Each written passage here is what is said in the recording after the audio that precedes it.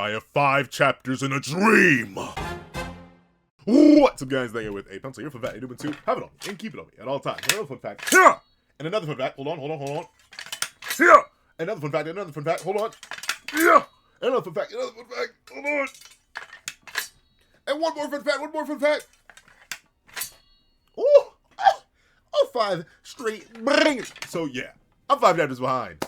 You know what we gotta do. Not wasting more time. I was gonna have the peak every week. Let me go. Now, so first things first, what chapter 351 essentially exists to do is let us know that, yeah, everything that you thought would happen, right? Obviously, Germany's doing great. Obviously, Spain is doing great. Obviously, France is doing just fine. Obviously, Nigeria is... but everything's going the way you expect it to go. Basically, if you're me, or essentially any person who was reading Blue Lock actively before the U20 World Cup actually started, yeah, it's going exactly how you thought it would. There are no great surprises right here, right now. We're not probably going to get any of those until we actually get into the knockout stage, where there may be some upsets. Obviously, we're going to see Money. Obviously, we're going to see Kaiser. And obviously, Stream was going to get kicked out. And then got to get kicked out too. But this, that, and the third, we also have the concepts of Rin essentially being confirmed to come back for the England game. And yeah. Like I said, I've already been I've accepted my thoughts about Rin. So yeah, he's going to be relevant. Shock horror. Rin's always going to be relevant. There are 3 things in life that are true.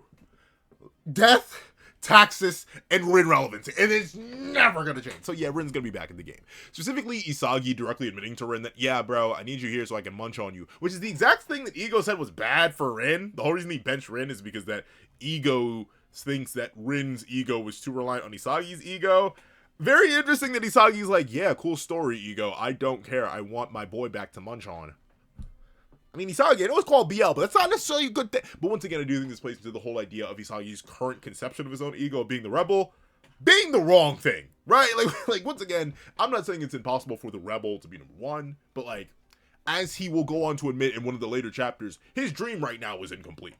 The Isagi Yoichi that he's currently building to is still not right. And hey, I think it's a good thing. I think it's fantastic. But right now, the idea that he wants to rely on Rin again to devour him again in order to evolve again, a little bit short-sighted, but that works considering where the character is from a narrative standpoint and just has me excited for Isagi's character growth. So overall, chapter 351, a W chapter. Chapter 352, the introduction of Teddy Knight, the main character of England, I presume. He is another new General 11 member, I believe. Am I dumb? Is he not? Hold on.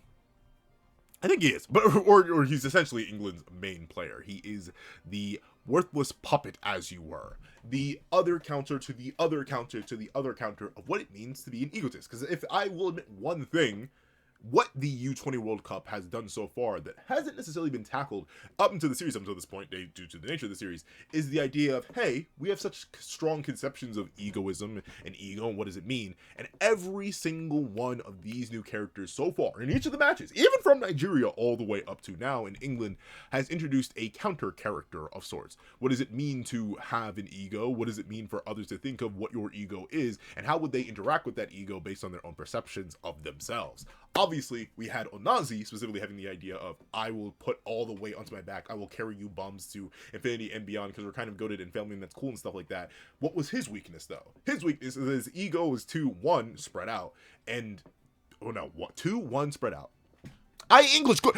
His ego was 2 spread out and not focused enough on himself, and thusly he weakened himself as a player by dragging himself down with others. So he needed to become more egotistical. We see Hugo win, so what does that mean that Hugo's ego is correct? Not necessarily. It just means that in this current case, it is stronger than Blue Lock's existing ego and existing structures, but still, it was a very close game. Sure, it did end 4-2, but still, it was a really close game down to the final play. It was 1 missed goal away from being a tie game to end it all. So it's clear that Hugo's flaw, quote unquote, is that his suitable destiny still isn't perfect, but right now it is a better version of what egotism has to offer and has led to a stronger team overall. And now we have Teddy Knight, specifically the idea of his existence being one of no ego, quote unquote. But even then, this will presumably speak to the idea of, does having no ego still count as an ego? The idea that ultimately nothing does not exist. Right? Technically, 1-0 is something. So what does it mean for someone who claims to have no ego to exist? And how would they bounce off a group of extremely strong egos such as bluelock? And we see that continued more in chapter 353, where we see Teddy be actually very, very capable. He obviously dogs an Aiku, because Aiku is nothing but a walking, living, breathing code now. But on top of that, he comes in, he styles on them. He specifically does come at the behest of England, ultimately to try and distract and disrupt and tear Bluelock down in a way by having him show off his physical dominance as someone with supposedly no ego at all. And he does ultimately kind of sort of style on them until Rin and Isagi come in and be like, hey, Brody, my name may not be on the manga, but I basically sell this John. And they do unspeakable things to him. But Teddy does get a really cool orb moment here where Rin just goes to cheat. As you do, and we see that in response to Rin's cheating, Teddy's like, you're not good with the sauce, twin. That's why you're on the bench right now. And Isagi's like, yeah, but I'm not on the bench, and immediately good with the sauce and takes the ball away from Teddy, which does neutralize him. And it is very interesting, right? We see that Teddy once again brings up the idea of, hey, if you have no ego, what does that make you? Does it make you a tool for somebody else? And then we see when Isagi characterizes himself as Bluelock's Isagi Yoichi, Teddy's like, oh, so like, by yourself, you'd be nothing? You're Bluelock's Isagi Yoichi. And that ultimately is true. It's this idea that Isagi, right now, very akin to Rin, is a little bit too reliant on others, which isn't necessarily a bad thing. Soccer's a team sport. That is like that constant back and forth with egotism versus, hey, you're playing soccer, man. You have to work with other people. It's that interesting link, that interweaving that leads to these complications of how strong should one sense of self be when they are innately part of a system by the very nature of the sport that they are playing. This isn't track and field. This isn't, man, there are just a lot of team sports. This isn't tennis or like singles tennis. Like, this is something that does innately rely on other people in that interaction. And thusly, what does it mean for someone to define themselves by something else? And ultimately, we see Isagi essentially galvanize the team around this idea that, hey, sure, we lost. We're in a rough position. We may be knocked out here at the start, but that allows us to all be enthralled by the possibility of loss, enthralled by the possibility of success. We must dive deeper into the actualization of challenge in order to make ourselves greater, to transcend into something even further beyond, on some Super Saiyan 3 typing. And ultimately, it does work. It hypes everybody up, and it allows Isagi Yoichi to still fulfill his role as the base of Bluelock, even if, as we'll go on to find out, the system has essentially entirely merged and fused around Karasu, which ultimately I think is actually kind of a good thing, because it allows Isagi to go back into that sub-dark horse of the team, funnily enough, and the underlying aspect of Bluelock, the thing that you wouldn't necessarily acknowledge, but you can't necessarily forget for the danger he proposes. So overall, good stuff in Chapter 353 too. And then, of course, we have Chapter 354, which gives us the starting lineup. What is he got? I am. What is this lineup? Like, I partially get it because, no, I don't. Shigiri's not here. Where's Shigiri? Like, I see something of the vibes. I see something. I feel it in my toes, right? Like, you have a speedster in Zantetsu. You have another speedster in Yukimiya. You have Shido, who, like, isn't really a speedster. Like, this is a high velocity kind of build, right? Like, even Isagi specifically worked on his speed. Hiyori's fantastic for facilitation of long range passes, which can be abused by both of the speedsters here. Obviously, we have a solid defensive base. Kyora's interesting to put on defense. I don't know. Like, Kyora's barely a character. Like, I don't even know what to say. Why is it not Kyora? Like, ultimately, I am a little bit bamboozled. I ain't gonna lie. No Botcher on the starting lineup either is wild. Like, what is happening? What is that? Like, I don't know. This is like no Baro either. We're really just putting it all on Shido, huh? I know Baro's the dark horse, the tricks and the joke, but like, man, you can't. What? So the lineup kind of crazy. Like just like your boys' line is kind of crazy right now. I need to line up this lineup a little bonkers. But cheeks that aside, I'm intrigued to see how it goes, and obviously, to get a little bit teeny tiny bit meta, we know everything's gonna be fine. They're gonna make it through this game. They're going to win. I'm sorry, gotta show Sensei. You can do all kind of tricks and backflips on it that you what? Sorry, twin. I know what you are. You're an author. You're not killing them this way. You may not give them the win of the World Cup itself. I still kind of see that vision. I'm buying into that. But they're not getting knocked out in the group stage. We're never getting a Nagi play in U20 World Cup. We're not getting a sip. Come on now. Don't wiggle my toes, tickle my nose, bro. I know what you are. But that aside, we do have the idea that Ego essentially gives a full gambit onto them. And Isagi galvanized the team from the inside. Ego goes to galvanize the team from also the inside. He's their coach, but from the outside. The idea that he's like, hey, all of your successes are yours. All of your failures are mine. You are now standing in that exact same bridge between success and failure.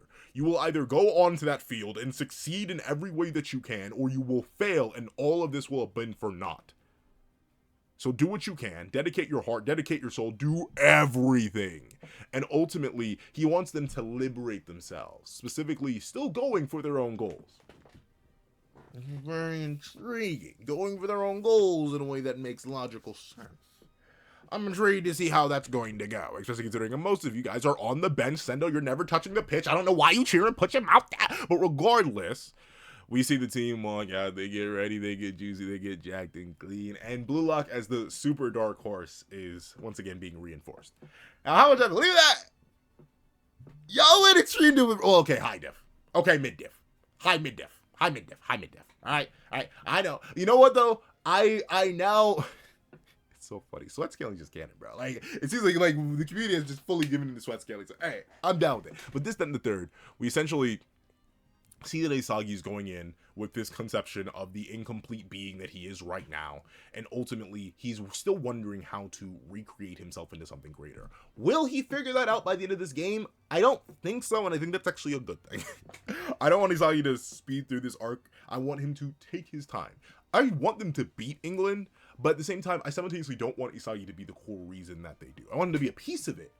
Just as he was a piece of why they won and nearly won or nearly tied and then lost to France. I want him to be a piece of it. But I still want Isagi, while he's still in this, in my opinion, the wrong mindset to be the world's number one, I still want him to struggle and take his time and maybe have to reflect off other characters, other number ones properly. Because ultimately, I'm not sure how England's going to have a number one. Because Teddy, while he seems very important, he doesn't seem like he is that. And at least not in the same way that a Loki was, or an Onazi was, or a Kaiser would be, or presumably even a Bunny would be. There's so much unknown. But that's chapter 354. Let's talk about chapter 355. And boy, is this team ugly! This is the ugliest set of characters Yusuke Nomura has ever divined, bro.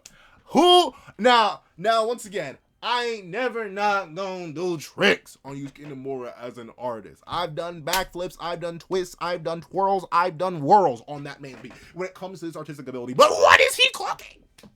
What is this? Why does he have bucked?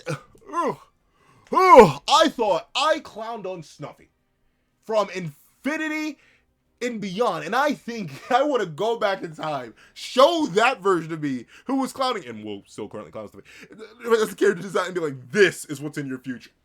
I think I don't know, because what is this? He's so ugly. And notably, it just seems to be a fitting theme. Teddy's the only just generic cool character. What is that? Augie being here is cool. I like Augie. I'm happy Augie's back. He's not gonna be all too relevant, but still, the whole team ugly. Whole team weirdos. Whole team of just fiends. Creatures. And they may be like, Pencil Man, ain't this the pot calling the kettle black? Yes! I don't care. I'm being on they ugly as all get. They gotta lose. They gotta lose for the aesthetics of it all. And that seems to be like the overarching theme of the game. The aesthetics. We have the idea of bluelock turning 0 to 1, and we have the idea of their leader, Fox, turning 0 to 1. And then it is England itself, the team, turning 1 to infinity. And that is how they ultimately plan to stop bluelock. Essentially devouring them by enclosing them. Notably, we have this character here, Myung? Something. They're the center midfielder. They immediately go to contest on Tetsu, and they do actually manage to somewhat keep up with him to the point where Tetsu has to give the ball up, but then they completely close in on and lock down Karasu, who's the new center formation. And then we see Isagi being like, no, if I do, let me gobble that right up, swear. Only to immediately get locked down by Teddy. Obviously, the idea of the ultimate ego versus the man with no ego and how they bounce off each other. That's going to be the main focal point of this match. But obviously, I think Isagi is going to transcend Teddy in one way, shape, and or form. But with it being the case, Shido, This isn't entirely uncommon, but Shido gets blocked off by the England defense. The goalie doesn't even really have to do anything. They immediately get in and block it, and they're portrayed as the shield. And the idea of aesthetics, the idea of one versus infinity, the idea of a hardline stalwart defense seems to be the core of England's entire thing. And to be fair, that makes sense from what we've been hinted at with England so far. If you'll remember, I believe France beat England 2-1. That's pretty insane considering they had Loki, they had Hugo, they had Charles, and they only got 2 goals. He only scored a brace. That's kind of crazy. And notably, it was only Loki who scored that game, mind you. So only their best striker ever, the best U20 striker we have so far, seemingly, only he was able to score on England. We obviously had England in the I'm out of time. But essentially, looking real good. Good stuff. I'm excited. I'm interested to see how this goes. Whole team ugly, though. But if you made it all the way to this video, please... Oh, wait. Hold on. I'm not going to draw it 5 times again. I'm going to hit it for the 1 time. Please let it be clean. Everyone else will be clean. A little bit subtle. But if you made it all the way to this video, please leave... They all ugly. Yeah, I'm not sorry. I can't get it out of my head. They all ugly. In the comment section down below. I want to thank you so much for watching. Leave a like, share, comment, and subscribe. Make sure that leave notifications so you don't miss out on any music on the channel. Also, you can have a page down below. And I want to thank you so much for watching. I hope you guys have a wonderful day. This is that guy with the pencil, writing off.